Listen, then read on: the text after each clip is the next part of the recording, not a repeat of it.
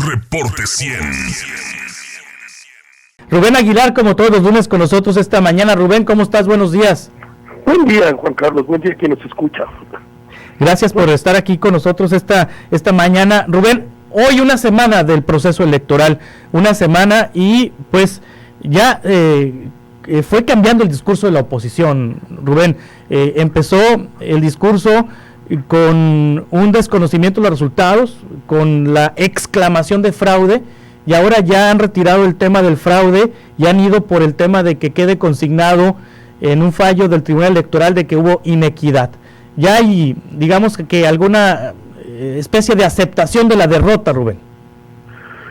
Absoluto, no, es una derrota contundente, fue brutal, un tsunami, no hay cómo plantear un fraude, pues puede haber pequeñas irregularidades o muchas irregularidades, y también puede ser válido el que es una contienda inequitativa, e incluso podría uno, en términos de análisis, plantear una elección de Estado, el presidente violando la Constitución de manera sistemática, más de 50 llamados de atención del tribunal y el INE, y que el presidente nunca hizo caso, los programas sociales, etcétera. Todo eso es una realidad, pero eso también es una realidad contundente. 35 millones de votos de la candidata de Morena, Claudia Sheinbaum, y pues la composición del Senado, la composición de la Cámara de Diputados, las gobernaturas, los congresos locales. Es brutal y contundente, y ante esta realidad la oposición tiene que replantearse.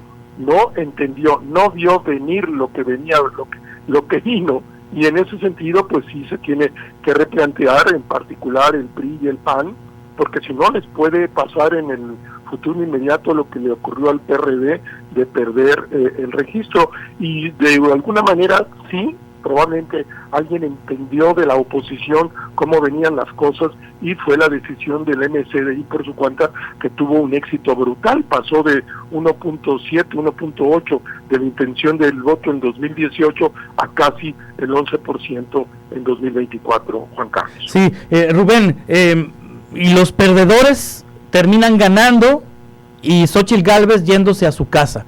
Es decir, la candidata presidencial pues termina su función como senadora, se irá a su casa, pero Alito Moreno y Marco Cortés tendrán un escaño en el Senado. Dante Delgado casi no lo logra, pero a partir de que en el recuento de los votos, en el cómputo de los votos de Nuevo León, Colosio se fue de senador de primera minoría, Dante Delgado también va como senador. Los perdedores terminan ganando posiciones, y la que puso su imagen, la que puso su nombre, la que dio la batalla, pues se va a su casa. Pues sí, esa es la lógica electoral, pero como tú bien mencionas, pues estos dirigentes, probablemente dos dirigentes que fracasaron claramente, como Alito Moreno y Marco Cortés, pues ellos aseguraron a nivel personal sus senadurías, pero sus partidos fueron golpeadísimos. Ellos de alguna manera son responsables de también esto que ocurrió en su conducción de estos partidos, pero bueno, estos son, no estoy cuestionando que sean senadores, así son las reglas del juego. Ellos se pusieron en la punta de la lista, era imposible que no quedaran, pero los dos son responsables, me parece, de la crisis de sus partidos, de la baja en la intención de votos, de la pérdida de cargos de representación popular, y pues pienso que deberían de asumir su condición e irse ahora que termine el periodo de su mandato, y no intentar mantenerse en la conducción de sus partidos y dar espacio para que otros asuman estos liderazgos ante su rotundo y evidente fracaso. También venimos de una semana, Rubén, en donde ha habido señales encontradas con respecto al plan C del presidente López Obrador. El presidente ha insistido la semana pasada que se llevará a cabo la reforma al Poder Judicial en septiembre, en el último mes de su mandato, y Claudia Sheinbaum, para enviar un mensaje de tranquilidad a los mercados, sobre todo por la caída del peso y de la bolsa, dijo que se tenía que dialogar, se tenía que socializar, se tenía que discutir en un parlamento abierto esa propuesta, y el presidente insiste y corrige a Claudia Sheinbaum y dice no, va porque va, es más importante la reforma al Poder Judicial que los mercados. Veremos encontronazos ya entonces entre el presidente en funciones y la presidenta electa?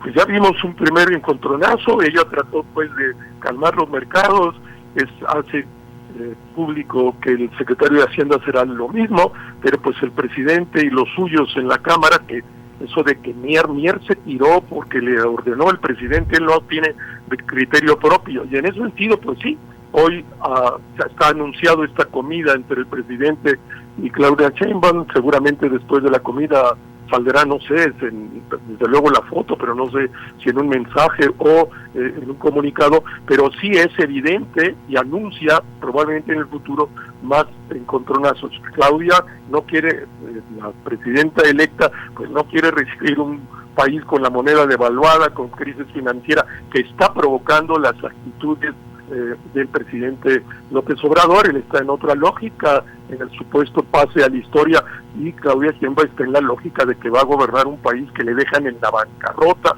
con una deuda gigantesca, sin un peso en las arcas, y que todavía se le puede complicar con las acciones del presidente. Sí, me parece que anuncia, iremos viendo poco a poco, pero anuncia tensiones futuras, y ya en los primeros días del presidente electa, pues hay una diferencia de maneras de ver del presidente en funciones y de la presidenta electa. Sí, Rubén, hoy ¿dónde escribes y qué escribes? ¿Qué nos vas a compartir de tus colaboraciones de los lunes, Rubén?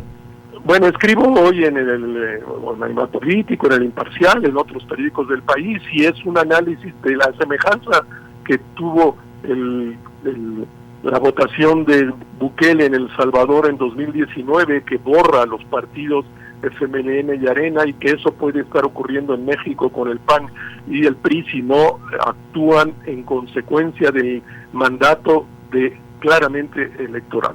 Y hoy también voy a publicar se publica mi artículo mensual en Nexos, la revista Nexos, y que hago un análisis también del conjunto de lo que ocurrió en este proceso y lo que viene, y desde la fe de Arqueólogos de México hago un análisis de cómo el presidente triunfó en el plebiscito, como él en las 2 últimas semanas planteó la elección, que se trataba de un plebiscito a su mandato, y el presidente con esos resultados lo ganó. Muchas gracias, Rubén, como siempre, y muy feliz cumpleaños. Ayer fue tu cumpleaños. Muchas gracias, Juan Carlos. Un abrazo, buen día. Igualmente para ti. Reporte 100.